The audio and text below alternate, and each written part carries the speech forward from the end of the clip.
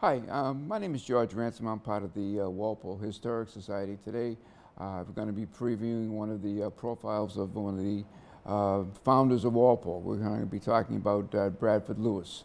To give you a little background, I, at this point, for the last 40 years, have lived in the Bradford Lewis original house built back in 1844. So I can tell you a little bit about him, his family, his business, and then his relationship with the church. So to start us off, Bradford Lewis was born in West Roxbury in 1819 and soon came to Walpole with his family, along with his older brother, Willis, who also was pretty influential in the history of Walpole with manufacturing. Bradford was enrolled in the Protestant, in the Guild, Sharon Guild, as far as his schooling went, and after that, very soon after, he went to work for Henry Calvin Plimpton down in the iron factory. He worked in several positions for a number of years, worked as a part of the sawmill, he worked as part of the other mills, and was the manager at some point for a while. Met his wife, Joanna Gay, pardon me, he met his wife, Hannah Gay, and soon became engaged and looking to be married. He had opportunity to buy a house in Walpole that didn't exist. He was building a house right across the street from the Lewis farm, where he stayed with his wife for about a year and a half. His oldest son, E. Frank Lewis, was born there in the Lewis house. It took him about a year and a half to build the house. The interesting note about the house was we have it directly from Bradford Lewis' own words and his records that the land was bought from Everett for $100. He took a loan out, an unsecured loan from John Blackburn for $500, and he hired two local carpenters to build the house, Hartshorn and Leverett Bonney. And the house was built in about a year and a half. And pretty soon you'll see a picture of the original Bradford Lewis house, 1844. While he was there, he walked down the street to work in the mill in various capacities. He also teamed up with his brother Willard to produce and start their own little business right in the corner of Short Street and Washington Street in cotton thread and cotton manufacturing.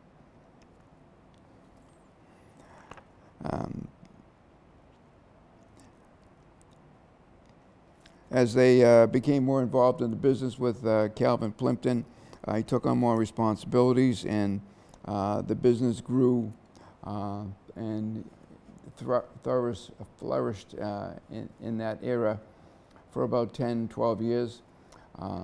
As he got involved in the church, the Lewises were very deeply involved. He became a deacon of the church, the Orthodox Church in Walpole, and became a founding member of that organization for throughout his adult life, and that plays a big role in his development. A short time later, actually 26 years later, he sold the house and moved to the Payson property downtown, which was the ministry's property right down in the corner of East Street and Route 1A, right kind of where the CVS is. And he set up his own business right behind there, between there and the railroad tracks. And he ran a lint business. He ran a cotton bleaching business. There was a part of it was an ice house. And for a number of years, he ran all of his businesses right out of the back of his house down there, with his brother alongside up the road, running his business of Lewis manufacturing of cotton and cotton waste products. Together, they teamed up and had quite an operation right along the Neponset River, which they use for power to generate a lot of the plant products and plant services.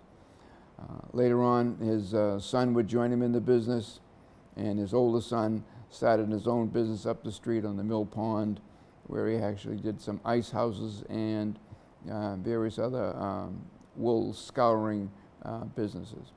The business has flourished for a number of years, and he became deeply involved in the church and religious services.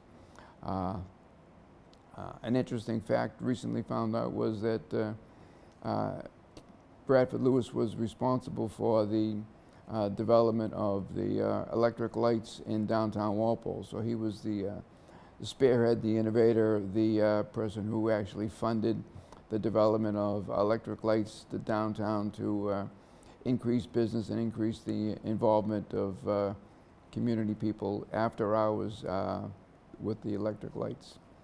He was symbolically involved with the church for a long time, and upon his death in 1908, his son purchased the property from the trust and put a lot of money into it to develop the Bradford Lewis Community Center, which you'll see in one of the pictures, which is quite an elaborate, almost what an old-time YMCA used to be, and had quite a impact on the community in town. So it was one of the first really innovative church community centers for more than just liturgical services on a Sunday afternoon. They actually had a gymnasium in there and fields out in the back, and they had religious classes upstairs and literacy classes, as I understand. So it functioned as a community center with a significant donation from E. Frank Lewis, his son, to upgrade it all after Bradford's death in 1908. And the community center functioned in Walpole for probably about 25 years, and then the churches united and moved uptown, and the property was sold and eventually became an A&P.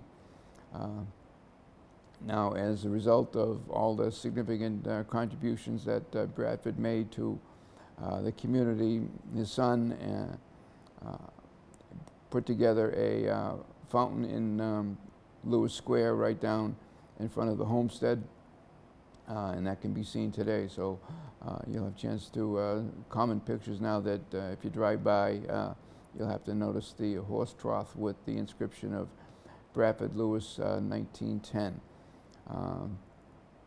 Upon his death, he was actually the oldest man in town, and he's buried up in a rural cemetery which is off of Pemberton Street, in a family plot with the rest of his family members, his wife, and his children. Thank you.